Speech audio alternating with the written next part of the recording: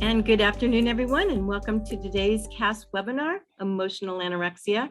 My name is Rosie O'Brien-Wojtek, and I'm the Assistant Executive Director for the Connecticut Association of Schools. This year has been one of the most difficult and challenging school years for administrators and teachers.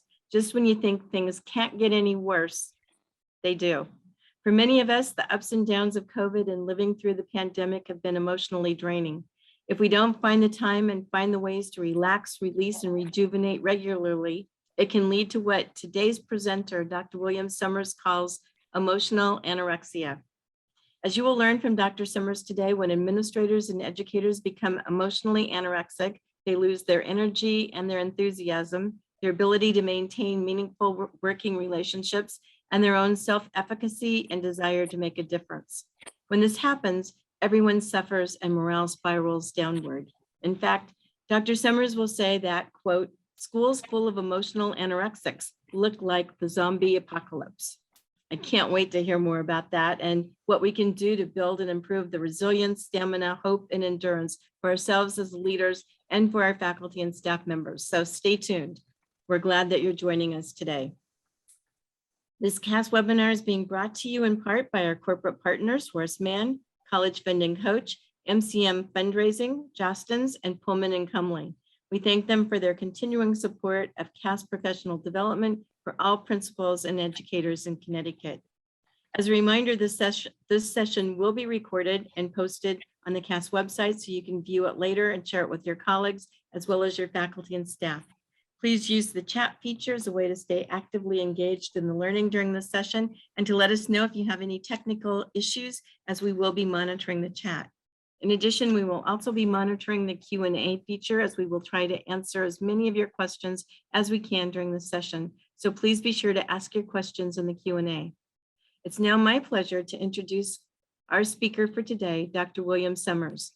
Dr. Sommers is joining us from Austin, Texas, where he currently lives. He continues to be a learner, teacher, principal, author, leadership coach, and consultant.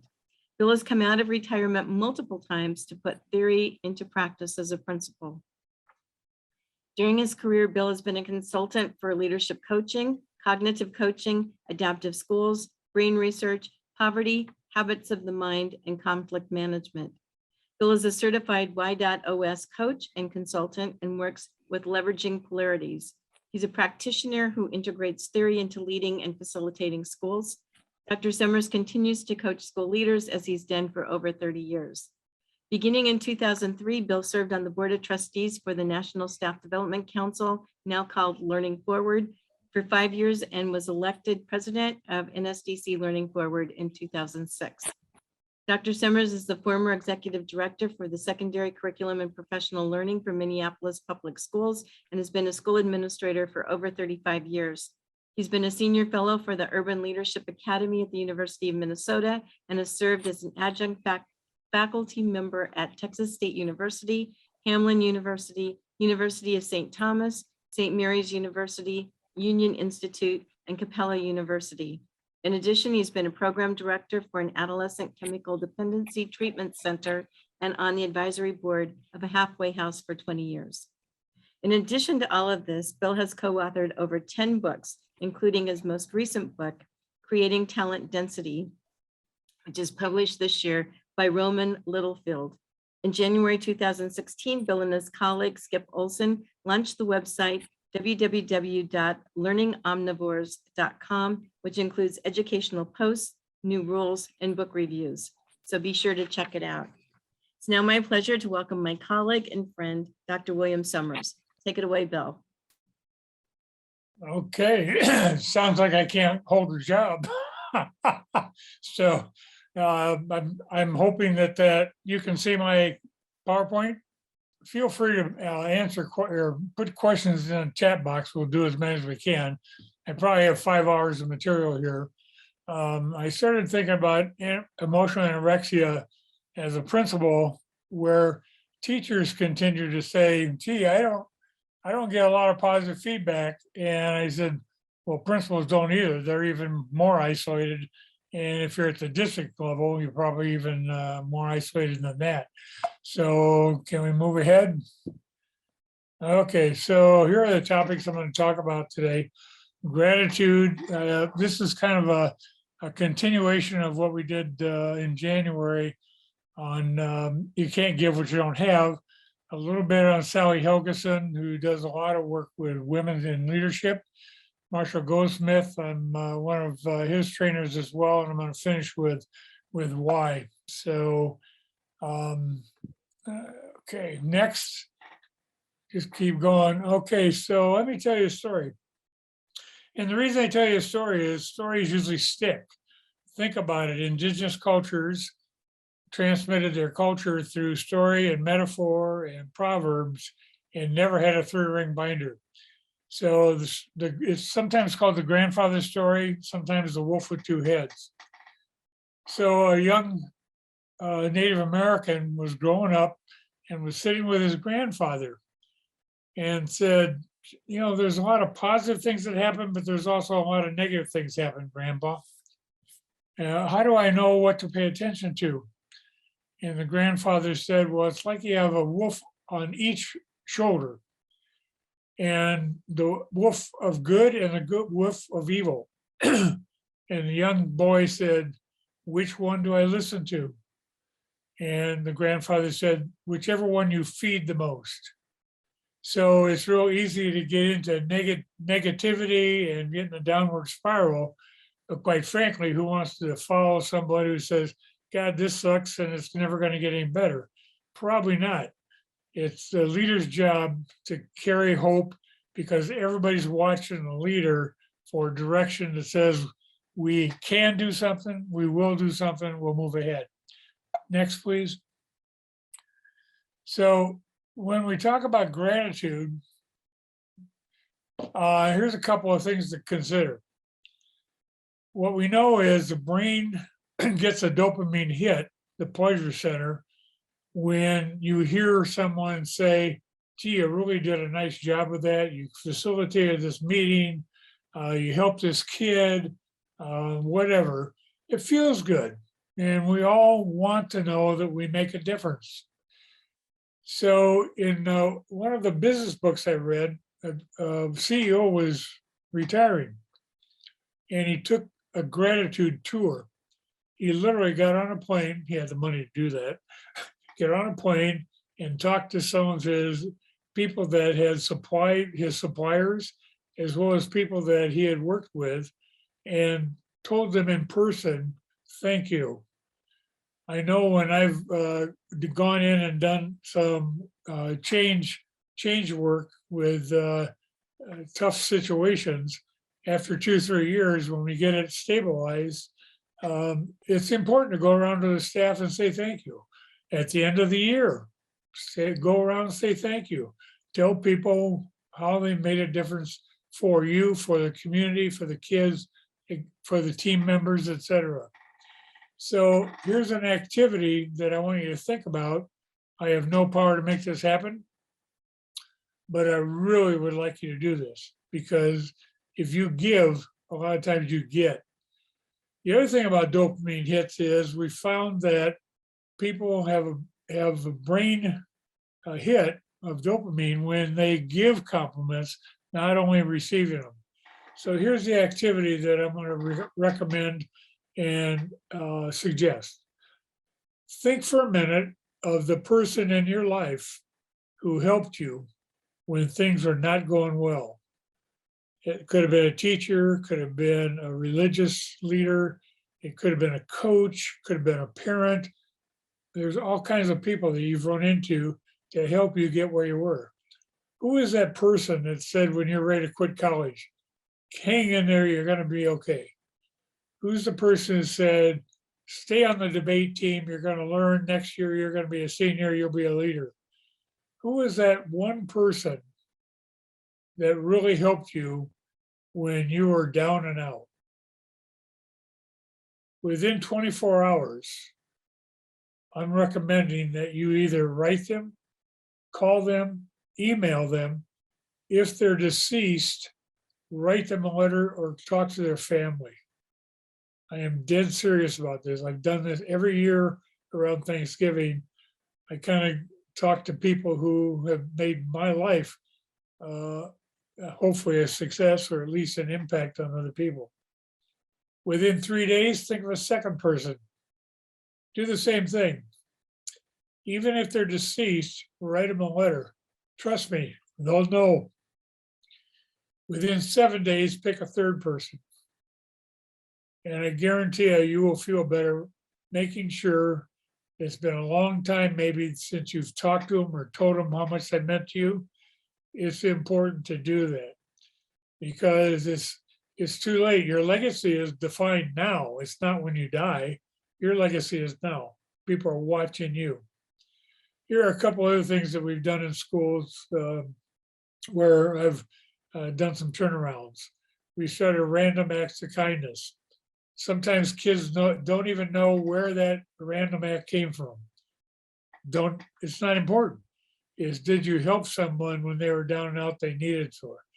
Okay, true confessions, that's where I use the pop machine to buy sometimes underwear, skates, I don't care what it is. Yes, I know it's probably illegal, I don't care. Sometimes you gotta help kids and you gotta have some funds to do that. Sometimes you can do it through your PTO, etc. Secret Santas around the holiday season. Draw names and come up with some type of gift for people, just so that they know they care and they count. And another thing that I didn't put on here was one school that I worked in for 3 years to kind of right the ship. They had their mascot was a panther. And so they had a black porcelain panther. And every month when we had a staff meeting, we did pass the panther. So a teacher would tell another staff member why they were important to this school and what they did with kids or a colleague or community for that matter. And then whoever received the panther was responsible for the next staff meeting. This has been going on for 3 to 4 years. It's a way to recognize people who don't get recognized necessarily. Another thing that's on here is called Beat the Odds. I know there are lots of people that get wowed for top SAT scores and valedictorians. All that's important, and I don't want to give that up. But one of the things in the urban schools where I've been principal, we started a Beat the Odds award. The kid that's been living out of a car brushes his teeth in a pop machine, using that as toothpaste. Whatever it is, find that kid who's successful and beat every odd possible that they've overcome. That kind of persisting and focus should be rewarded. And a lot of times these kids, they go through, they get their diploma, they're gone. Well, why not have a Beat the Odds award? And you can have more than one, by the way. Next slide, please. Words matter. So can you play this video? Thank you.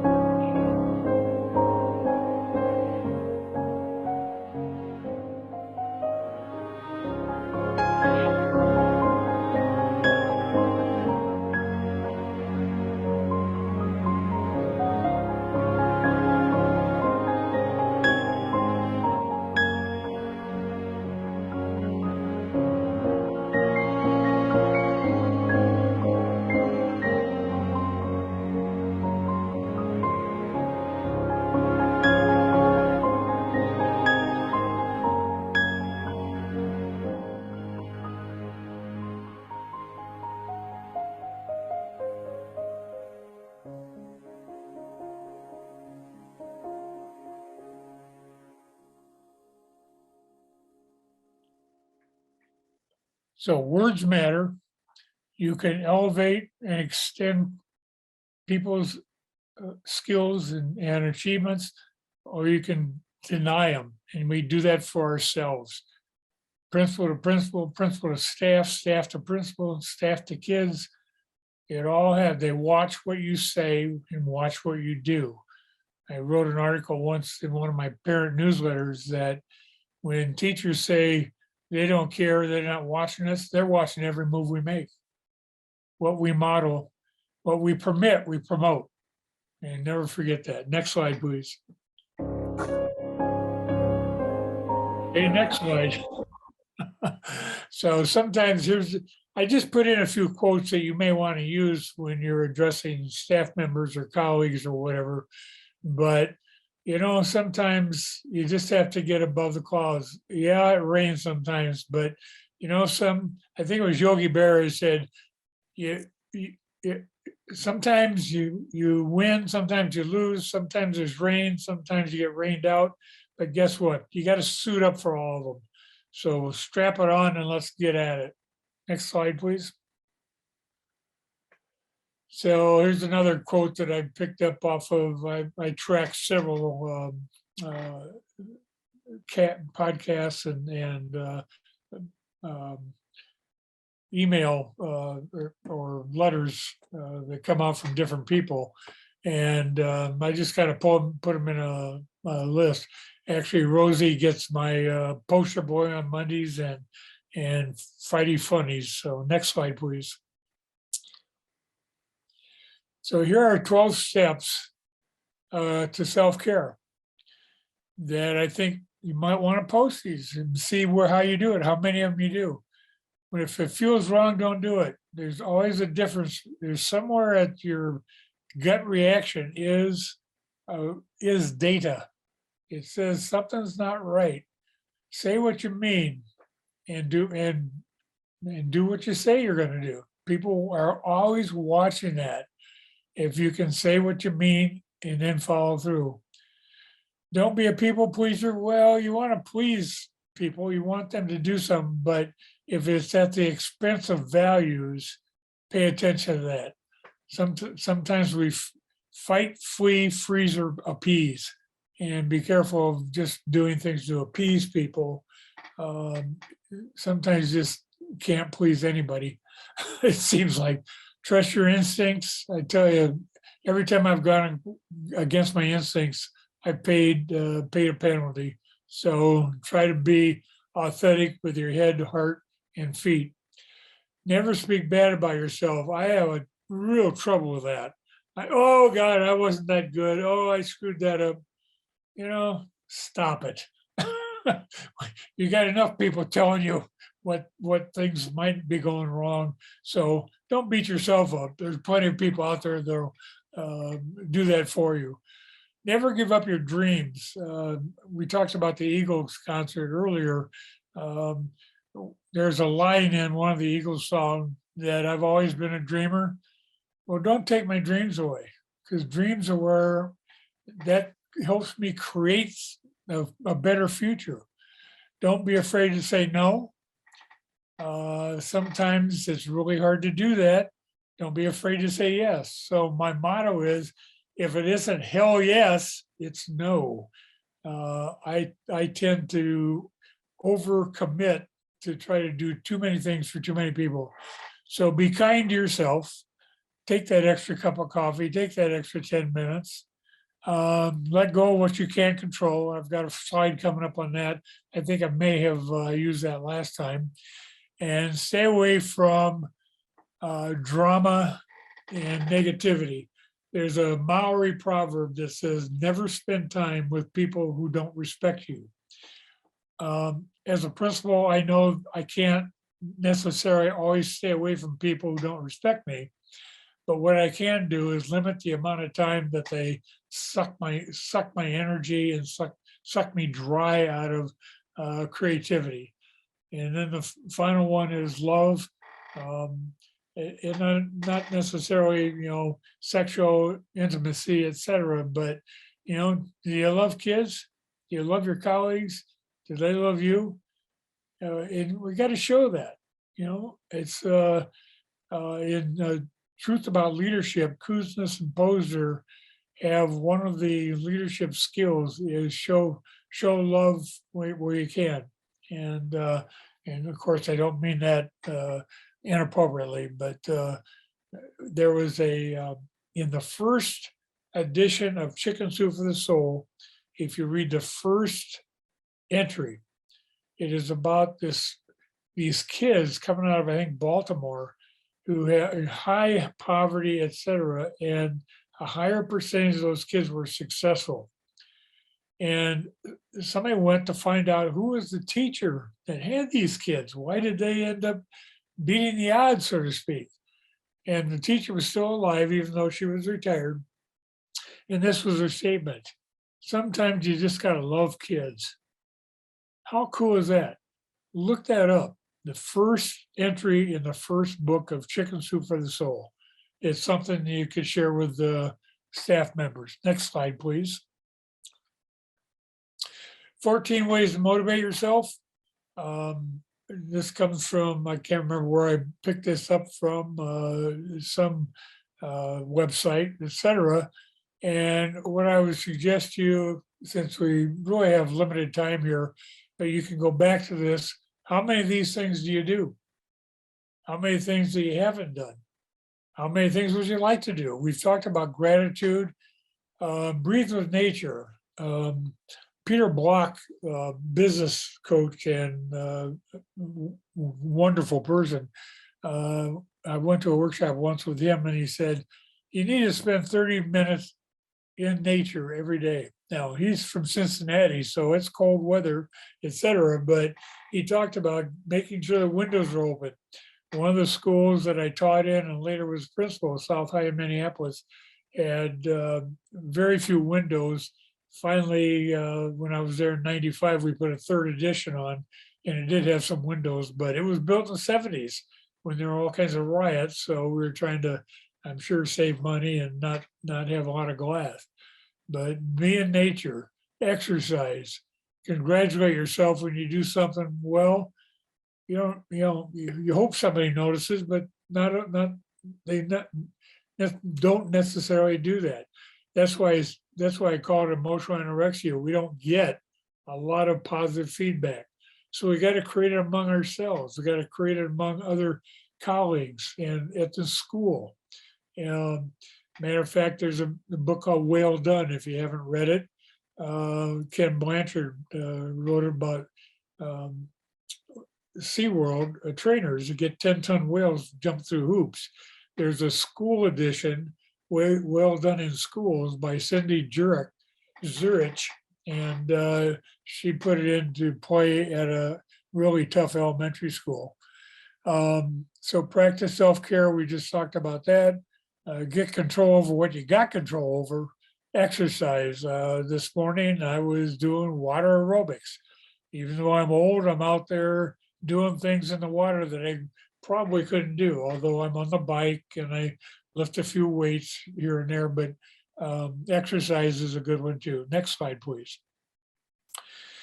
Now, this is something that I came up with a few years ago, that when we get into meetings with a lot of smart people, what we think can divide us, but what we feel unites us. Everybody listening that is attending this webinar knows what mad, sad, glad, scared, hurt, and rejection feels like. That's why stories are so important, because they talked about that emotional side. And if you want to go on my website, I just put up a book summary of the book Switch by Dan and Chip Heath.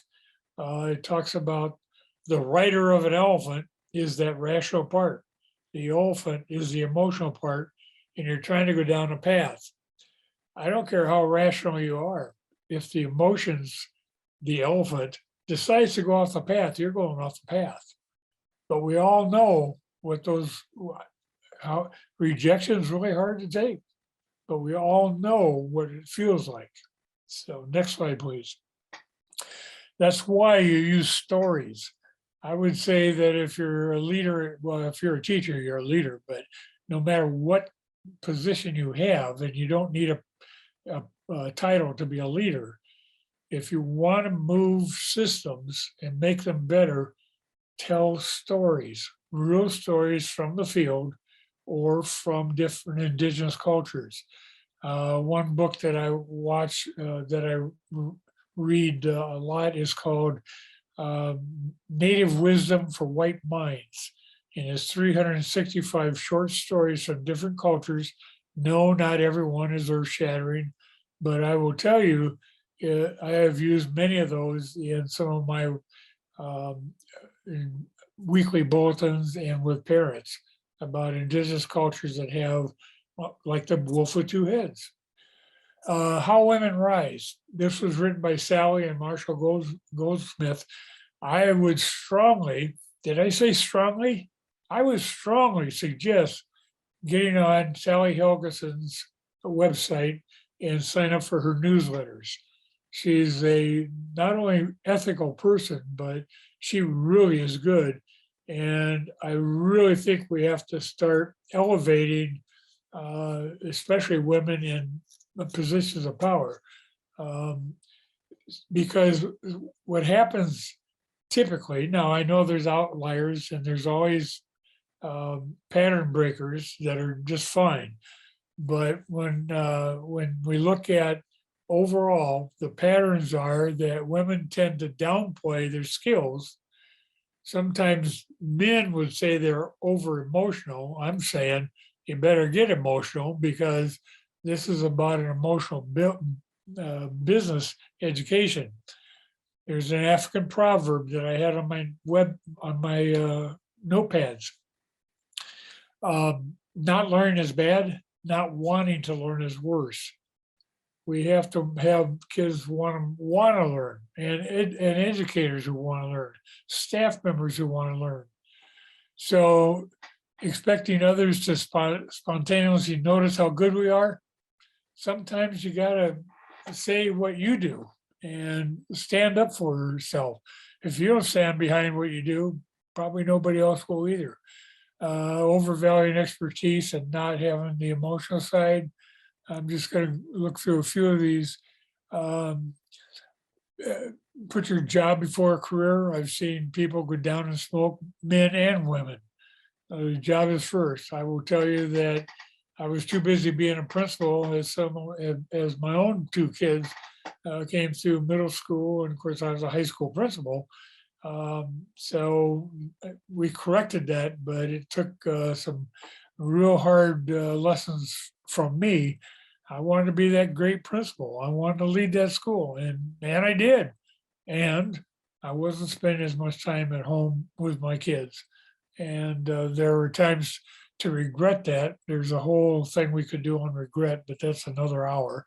All I can say is regret, face it, accept it, move on, and do better.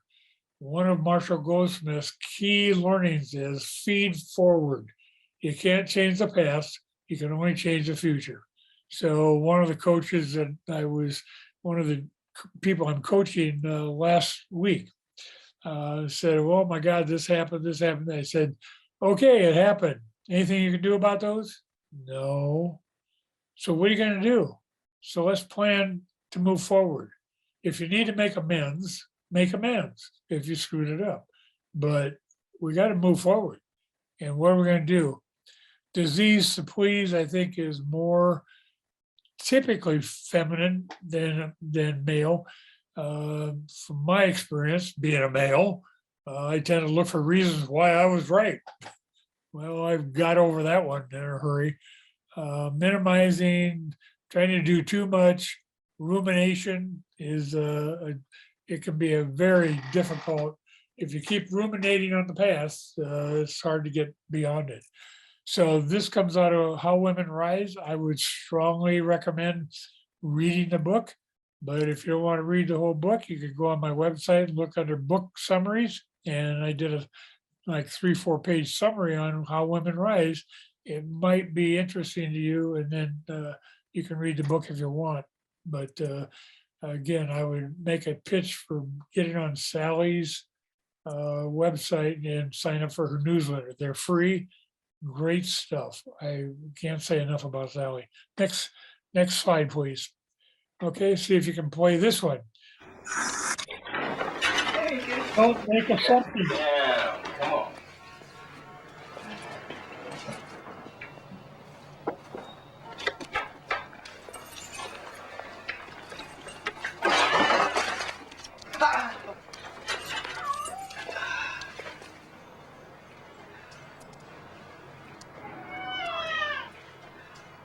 AmeriQuest Mortgage, proud sponsor of the NFL. Next slide.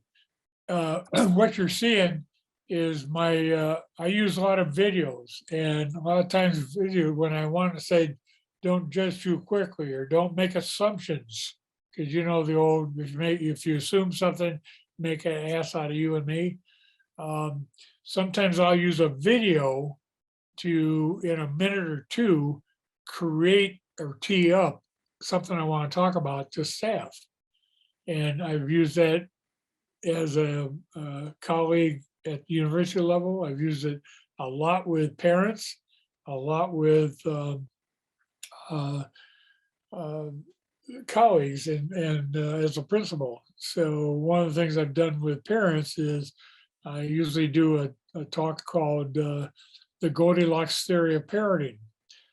My first slide is a brick wall, kicked or tail. My next slide is Jello. Well, do whatever you want. And so then none of those, either side works.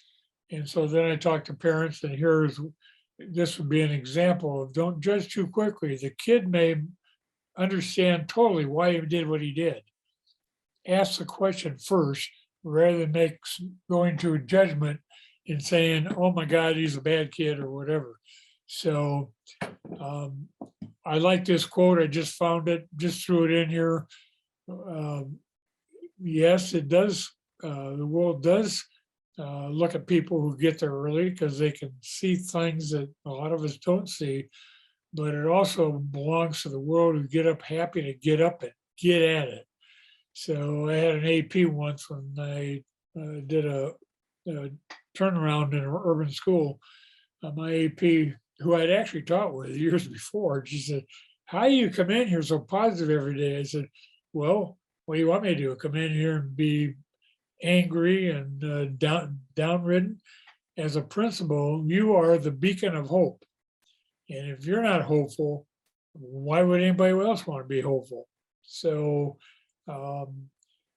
happy to get up because I want to participate. I don't have to be right, but I want to be significant. I want to be a player. If you don't want to play, go away. But if you want to play, show up, be a positive force, and give it all you got. Next slide, please. I may have used this on the last one that we did, what you can't give what you don't have, but I just want to remind you, there are some things that you can't change. Everything goes through cycles, even organizations, even schools, even departments, even people. There's we sometimes hit our peak and then we're looking for something else that will excite us. But a lot of times things have beginnings and endings. Things don't always work out as you plan. I guarantee you, intended consequences sometimes happen. Unintended consequences always happen. So get over it. Things are not going to always work out the way you think. And at that, sometimes you have to make amends and say, I thought this didn't work out. I apologize. We're going a different direction. Or I screwed up. Now what? Usually when I do turnarounds, I show up and assemble the leadership team, and I ask them two questions. Number one, look around the table to the other 7, 8, 9, 10, whoever's at the leadership team. Are these the people you want to get in trouble with? We're going to get in trouble. So if you really don't want to get in trouble with these people and they don't have your back and you have theirs, say so now and we'll change the team. But the second question I ask is very important. Will you tell me if you think I'm wrong? And I had a teacher say, well, you're the principal. I'm not going to tell you you're wrong. I said, well, then you're going to watch me walk off a cliff because I'm coming in here. You know the staff, you know the kids, you know the community better than I do. And I just showed up. So have enough respect for me to walk in my office and say, Bill, I think you got this one wrong. And here's why. Now, I may still do it, but at least I'm going in with my head up and paying attention to what might cause some grief down the road. life is not fair. My favorite saying coming from Minnesota is fair happens the 10 days around Labor Day. Other than that, good luck with fair. Fair is whose ox is being gored. And, you know, kids, it ain't fair means I didn't get what I want. Okay. And when a parent calls and says, it ain't fair, you know, I'll say, well, maybe not to your child, but I have 1,700 kids that I have to worry about, and I have to have some type of equality, equity, and we have to be treated fairly, knowing full well that there are kids that need something different than what the structure is. And you also have staff members who need something different than what the contract says. So I get why we have a contract. I know what we have, but there are times something happens that just doesn't fit. And you got to be able to have some flexibility to, sometimes you get your best teacher and something happens and you got to figure it out. So sometimes I've walked down and took a class on a substitute to give a teacher an hour off to do something they had to do for their family or whatever. And people are not always loyal and loving all the time. We wish that everybody could kiss and make up, but sometimes that doesn't happen. And so that's why creativity is so important in terms of emotional anorexia. How do you, that's why I gave you several structures about how to, 14 ways to be better, etc., because you're going to need all the creativity you can get, because there are the dog days of school that just, oh my God, one more day, we got to have a break someplace. Next slide, please. I did this last time, but I just want to quickly go over mojo killers. So again, Marshall Goldsmith, we overcommit. We wait for the facts to change. Good luck with that one. Looking for logic in all the wrong places. You can find research on just about anything you want to prove. Doesn't make it right. Does it work for your school, with your kids, with your staff, and for you? Bashing a boss. I think I said this last time. I've been guilty of that. I'm better now than I was, but it was always like somebody else's fault. Well, if it's somebody else's fault, then why are they paying me? Because I'm the one that's the principal of the school or in a leadership position, and refusing to change because of sunk costs. Remember, there are sunk costs. For instance, I put a lot of money into professional development. It didn't seem to work. I want to expand repertoire in professional development, but sometimes we pay a lot of money to a big time consultant who wrote a book, and for whatever reason, it didn't work. Okay, you tried it. You spent the money. It's done. Just be careful of doing prison in service, because usually people are pretty upset. Usually my last book, Creating Talent Density, that Rosie mentioned, is about 25 ways on how to bring people together, kind of like a PLC. I read about 80% off the business side, because I find they have creative models that are worthwhile. Next slide, please. And feed forward reasons. I mentioned feed forward. What are we going to do? We can change the future, can't do anything about the past. So what are we going to do? Moving forward, we can create a new future. More productive to help people be right. Sometimes it seems like an edge issue. Is there some way, the first thing I do is there any way, under what context could they be right? And if there is a context, then maybe I got to open my mind up to other possibilities. How do I move successful people even to a higher level of elevating their skills and strengths? I always say, anybody wants to play plays. Let's get over it. Everybody can. Feedback sometimes seems like a personal attack. So when you start talking about feed forward, what are we going to do? It gets us into a creative mood rather than, oh God, I screwed up. So feed forward can reinforce stereotypes. Well, again, stereotypes under what conditions? What's the context?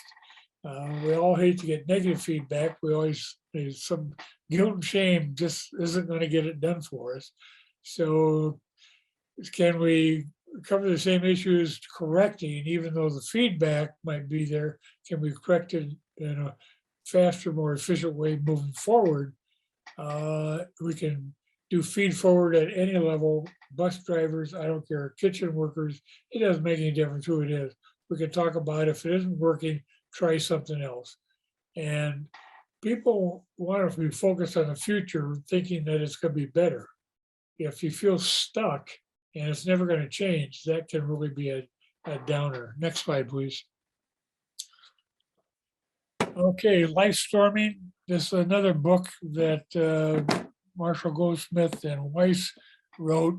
But here are some things that you might want to think about it. I like the book, and Marshall's got another one coming out pretty soon now. But sometimes we focus on, I'll be happy when, fill in the blank. Well, when might not happen, you know? So if I have to wait for something to happen to be happy, I may be waiting a long time, or it may never happen. I think I mentioned this earlier. You create your legacy every day. People watch you, not at the end of your life. Matter of fact, I think we ought to be doing eulogies for people who are still alive. You know, and maybe they do here when they're in the religious or burial time, but I'd rather tell people face to face how important they were to me while they're alive, so they can understand that. I mentioned this, you know, what we think divides us, but emotions. If you can tie it to an emotion, to a story, etc., it usually moves people to act. Think about behaviors you want to change, and then ask for suggestions. If I do, Marshall Goldsmith is the #1 business coach 10 years in a row. He still has somebody calling him at night, going over about 6 things that he wants to change about. Did he do his best? Did he do his exercise? Is he eating appropriately, etc.? Read widely. We find that educators, but when I talked to my friend, ex-parent who works at 3M, he said business people don't read that widely either.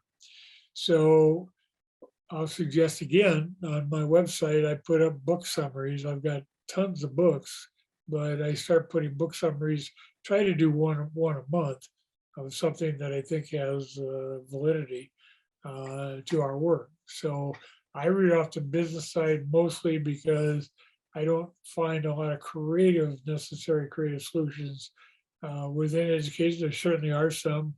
I read just about anything Tony Wagner, Andy Hargrave, John Saphir writes. I'm there. These guys are unbelievable. Amy Edmondson, who works on psychological safety. Ellie Drago-Severson on adult development. These are people I will track till the end of the earth, because they're just really good people with real solid ideas. Creative short-term deadline. If you do a short-term deadline, all of a sudden you do many of those, you get a very positive long-term. And be willing to talk to close friends. Now, let me tell you my definition of a friend.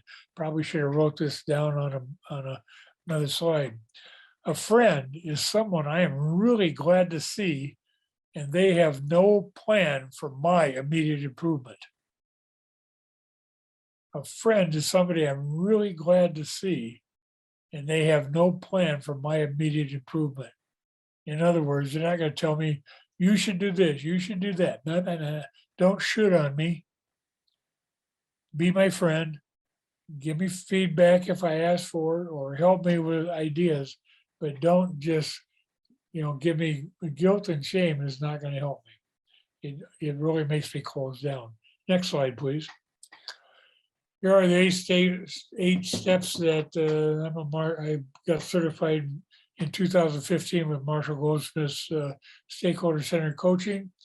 Ask, listen, think, and thank people. then respond to what you're talking about, involve people, change something up and follow up. Did it work? If you said you were going to do that, did you do it? Follow up. Anytime we have professional development without follow-up is malpractice because we don't get anything. Next slide. I want to get to the, okay, I've got about 12 minutes, so this is going to be quick. Last year I got Simon Sinek says start with why. And I think I've got a book summary of that up there as well. There's a corporation called the Why Institute, and there's about 125 of us that are certified in this, and there's only like 3 to 5 educators. Most of these are business, and it's expanding like crazy. So start with why, how do you do it, and then what do you want to accomplish? And next slide, please. Here are the 9 whys. I would suggest you, if you want to follow up with this, email me or Rosie and we can figure it out. The survey costs about $50. But if you want to take it, I've got codes. But then I would suggest not signing up for anything else. I could interpret it for you. After the $50 you'd have to pay, pay them or pay me. You don't have to spend any more money, but here are 9 whys. Get in touch with why do you do this work? Are you a contributor? You're contributing to a greater cause. You want to make a difference with people. 80% of people go into education because they want to make a difference. That was John Murrow's research back 20 years ago. Is your number one trust? You want relationships that you can trust and count on. Is that your number one why? Again, we're starting with why. Is your why to make sense? There's a lot of stuff that just doesn't make sense to me. So if I try to make sense with it, or I see the context where it might make sense, but I want to understand things. Is that the number one thing that drives you? These 9, pick the one that you say that's you. Now the survey takes about 15 minutes and it's on a computer. So they have to ask you a series of questions, but I'm just doing this kind of as an intro to a better way. Is your goal to find a better way to teach, a better way to learn, but what better way to lead, a better way to manage groups, a better way to deal with parents? Is better way the thing that you think is the most important in what you do on a daily basis? Find the right way. Now, there's lots of things you can do, but you also want to find a couple of right ways. Now, that can be where somebody who wants a better way and a right way. Some people are looking for the Holy Grail. This is the silver bullet, this works. I'm not saying it's bad. You want to perfect and get better at something. You want to be really good at certain things. That's the right way to do it. Challenge. You want to think differently and think out of the box and have options. And when it isn't working, if there's a lack of equity in your school, are you willing to challenge that and say, by God, we're standing up for all kids, not just the parents who are vocal. Who stands up for the kids who don't have an advocate? So some of us that challenge is the issue. We're going to challenge anything that looks racist, sexist, whatever. We're going to challenge that. It should say mastery. You will spend your time getting better and better at one thing until you master it. Is that something you want to master one thing and then you say, oh, well, here's something else that I want to master. But you're committed to being the top of your game in 1 or 2 things. Clarify. Ask a lot of questions. I want to make sure I understand what you're talking about before I jump down the road. A lot of times people have the answer to turning school around. My answer is have an expanded repertoire and the emotional agility to use that repertoire. There's another newsletter you want to sign up for, Susan David wrote a book called Emotional Agility. I think I got a book summary on that too. Sign up for her newsletter. About once a month it comes out.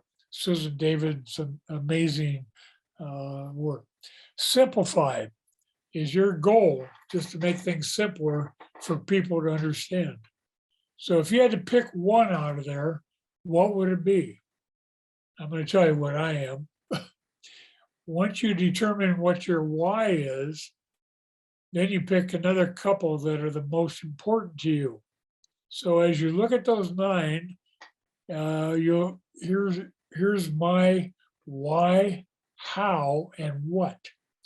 My why is contribute. I keep going back into education because I want to contribute. I want to make it better for kids. I want to make it better for staff.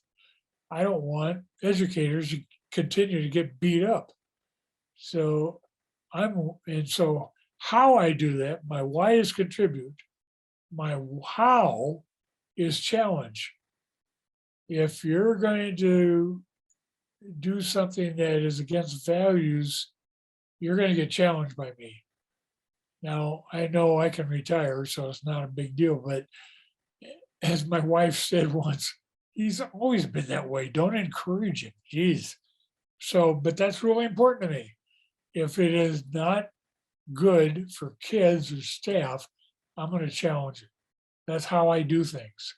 I want to contribute. That's why I do it. But how I do it is I'll challenge things. And my what do I want to accomplish out of all this? I want to accomplish a better way to do things for kids and staff. That's me.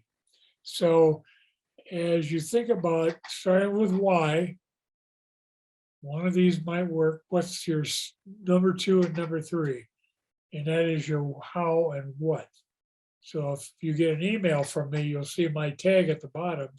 And I do a lot of different things, but I'm also doing a lot of this. Let me give you an example. I'm working with a fast food,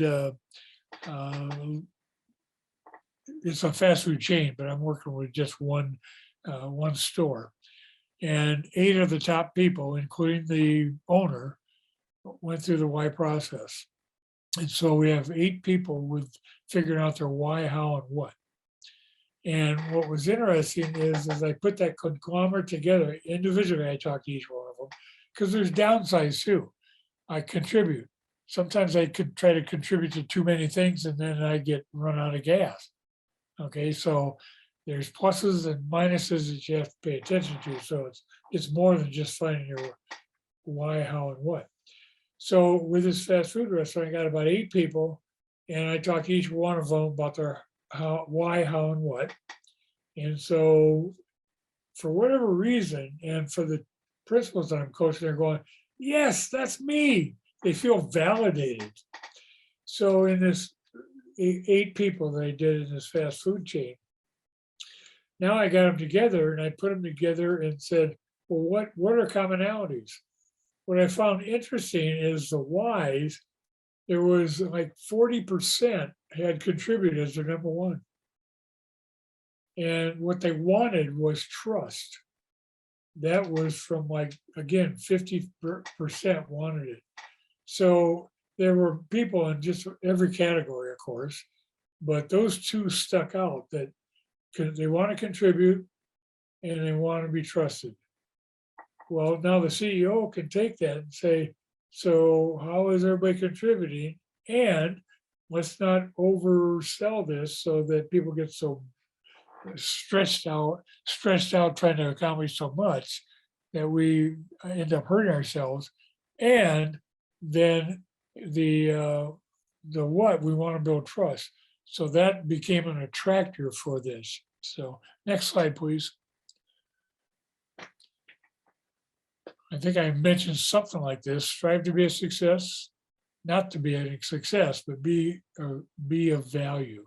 I want to be valuable, I want to contribute. Next slide, please. Andy Hargrave said this years ago, and I'm paraphrasing, but burnout's not caused too much to do, although we got way too much to do in schools, but it's caused by not seeing results of the tremendous effort that school people are putting forth. to try to make it better for kids and staff. Next slide. What you can do, I covered this the last time, you can look at that. Next slide. Okay, let me finish with this story that I found on the back of a religious missile. There's a hole in the sidewalk, an autobiography in 5 short chapters. I walk down the street. There's a deep hole in the sidewalk. I fall in. I am lost. I am helpless. It's not my fault. It takes forever to find a way out. Chapter 2. I walk down the same street. There's a deep hole in the sidewalk. I pretend I don't see it. I fall in again. I can't believe I'm in the same place, but it isn't my fault. It still takes a long time to get out. Next slide. Chapter 3. I walk down the same street. There's a deep hole in the sidewalk. I see it. I still fall in. This is a habit. My eyes are open. I do know where I am. It is my fault. I get out immediately. Chapter 4. I walk down the same street. There's a deep hole in the sidewalk. I walk around it. Chapter 5. I walk down another street. You can find that on the internet or in, next slide. And Skip and I wrote a book called Trainer's Companion. It's one of those in there. So I'm done. Rosie, anything we need? I actually put on another slide just as a something I found the other day, but questions? Hi, Bill. You gave us so much to think about. One of the things that you mentioned over and over again is that you've got this book or this summary or whatever on your website. Could you just share with everyone one more time, what is your website? Sure. www.learningomnivores.com. And I have book summaries, new rules, something that might irritate me, I'll write about. And then there's also posts on there as well. And the other thing that you did share with people is that I am on your mailing list and I get your poster session, the posters and your quotes and all kinds of things like that. If people are interested in doing that, would you allow them to email you and you would send them the same kinds of things? You know something? I got over 100 people on there right now, but because it's you, Rosie. There you go. Okay. So Email me, which is on there, but just put on CAS in the subject line, so I know it's coming from you, because I get so much crap. I just keep deleting it. So put CAS in the subject line. the magic word CAS. So thank you, Bill, and they can do that. And also, your PowerPoint today is so full of resources. So one more time, I'm going to ask Karen to just drop in the chat the link for the PowerPoint so that people, if they didn't grab it, can go back and get that, because it's just chock full of resources. And I just have to say, from my vantage point, that I'm one of those shoulda, woulda, coulda people, and I can dwell on the shoulda, woulda, couldas over and over again. So what I learned that I'm taking away from what you talked about today is that we have to just realize that we can't change things that we can't change. So we have to get over it and move on. So that's the message I got from you. I wish we had more time to hear what the message is that other people got from you as you talked today, because you had so many pearls of wisdom. So I just want to say thank you so much for sharing all of that with us today and for being here. And if there's a question that comes up that we need to address, we'll come up with something else. Perfect. There you go. So Bill, it's so great to have you with us today and for having you share your powerful strategies for balancing our personal and professional lives. So thank you. Just quickly, we have several webinars that are coming up that I would like to share with you, because I think they might be things that you're interested in. The first one is that we hope you'll join us on March 14th. I'm starting with the furthest ones out and working closer to in, but on March 14th, we have a group of 3 authors from Oregon, Kate Barker, Courtney Furyu, and Rachel George, who have written a book, Principled Navigating the Leadership Learning Curve. And so they will be here to talk with us about their book and how you can elevate your leadership through reflecting, focusing, connecting, and caring. So we hope you join us for that one. On March 10th, we also have a 1-hour webinar with Dr. Lisa Sinetti, Professor of Educational Psychology at the University of Connecticut. She's going to share 3 major sources of workplace stress that lead to burnout and provide multiple strategies to address each and a process for putting these strategies into action. On March 3rd, we at 9:30 in the morning for our monthly administrator response support webinar series for early childhood. We are going to be joined again with Joe Macrino, who was with us from at the webinar on February, the first Thursday in February, and he is going to be joined by his kindergarten teacher, Rebecca Boyce, and Melanie Smith Sareva from East Con Early Childhood Specialist, who is contracted with Oswegatchie School as the executive function and purposeful play coach, and they will be talking about the work that they're doing in early childhood at Oswegatchie Elementary School in Waterford, Connecticut. So hope you join us for that one. And finally, you won't want to miss our next webinar, which is on February 24th at 3:30 p.m. when CAS and the Connecticut State Department of Education will host a webinar to update school administrators on the developments regarding the Connecticut Special Education Data System, CT-SEDS.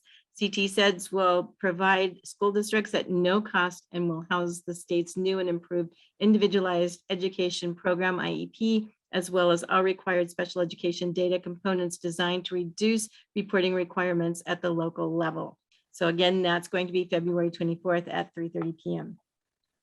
Once again, I'd like to thank our corporate partners, Horace Mann, College Fund and Coach, MCM Fundraising, Jostens and Pullman and Cumley for their continuing support of CAS professional development for principals and all educators in Connecticut. And finally, I'd like to thank all of you for joining us today. This webinar has been recorded and will be posted for future viewing on the CAS website. Please share the link with your colleagues once it's posted. And again, I want to thank you, Dr. Bill Sommers, and to everyone who joined us today for being here. Take care and enjoy the rest of the evening.